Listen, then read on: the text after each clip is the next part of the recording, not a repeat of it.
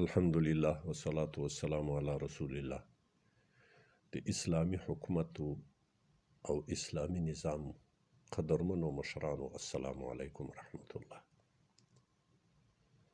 د ما یقین ده چې تاسې په دې باندې ډېر ښه پوهیږئ چې د اسلامي نظام ګټل او ترلاسه کول څومره قرباني غواړي، او په دې هم متیقن یم چې د اسلامي نظام ساتل د اسلامي نظام او اسلامي حکومت تر ګټلو زیاته قرباني خو په بل بڼه او په بل شکل کې غواړي.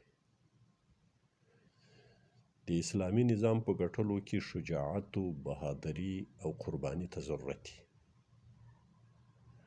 او د اسلامي نظام په ساتلو کې تدبیر و علم و سیاست او په نفس باندې کنټرول ته ضرورت ده.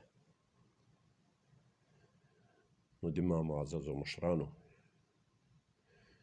په دې پوهیږو موږ چې له صدره د اسلامه تر وخته د اسلامي خلافته پورې چې له مخکې مځکې څخه یې پوپناکو، له هغه اول وخته تر وخته د محوه کېدلو د اسلامي خلافت د اسلام قسم خوړلو دښمنانو په هر شکل باندې د اسلام د حق مقابله کوله، تر څو یې هغه اسلامي نظام او اسلامي نعمت چې په مخکې دنیا کې په زیاتره حصه د مخکې مځکې باندې سلطنت او حاکمیت لاره دا یې له منځه یووړ. خو د ما معززو ورونو، د اسلامي نظام د له منځه تلو خطره فقط په یو شي کې ده، هغه دا چې که د نظام چلوونکي د خواهشاتو تابع سول، د مال و متاع و دنیا لالچ واخیستل، بیا به اسلامي نظام له منځه ځي.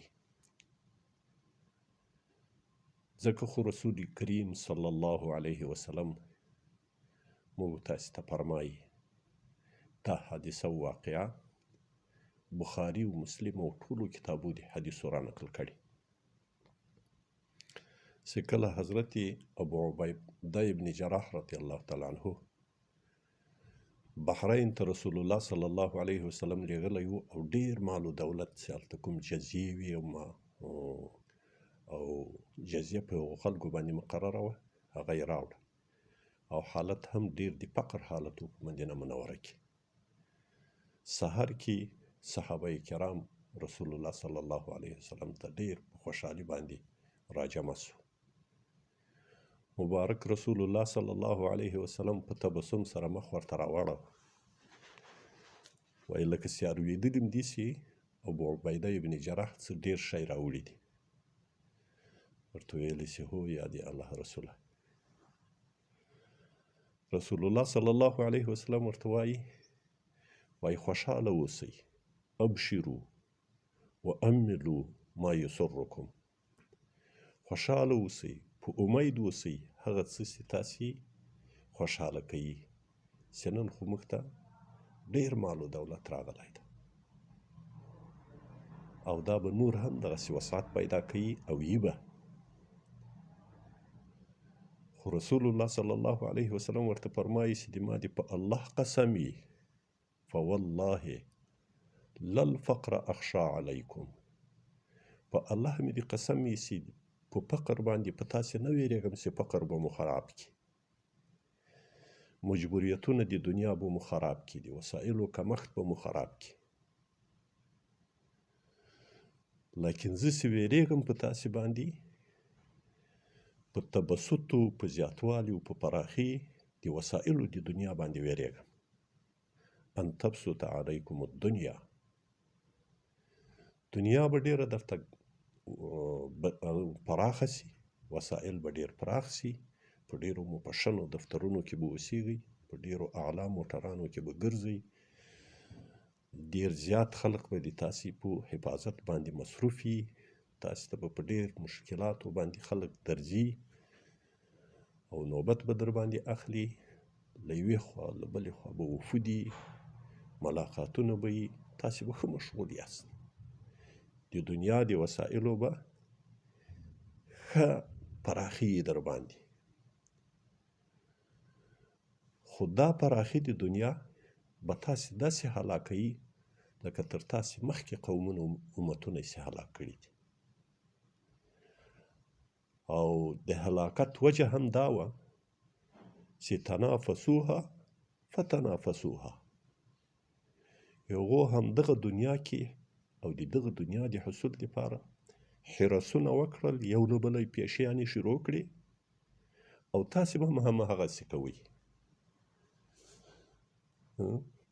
نو بیا به تاسې هم داسې هلاکیږئ کما اهلکتهم، لکه چې دغه بسط دنیا، دغه بسط وسایلو، دغه اضافه مشغولیتونو مصروفیتونو هغوی داسې مغروره کړي وو چې ځانونه ترې ورک شول.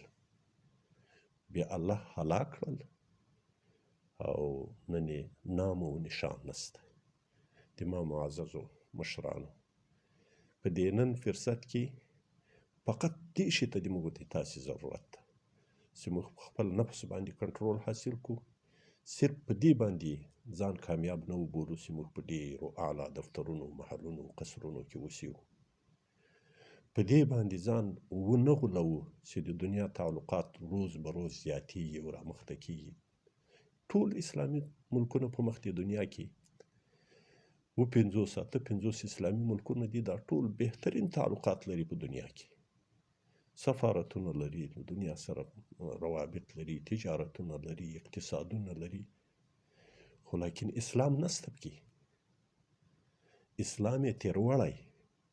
د موږ بری دا نه ده چې موږ تعلقات ولرو، په رسمیت پیژندنه ولرو، له دنیا سره راکړې ورکړې ولرو، تجارتونه ولرو.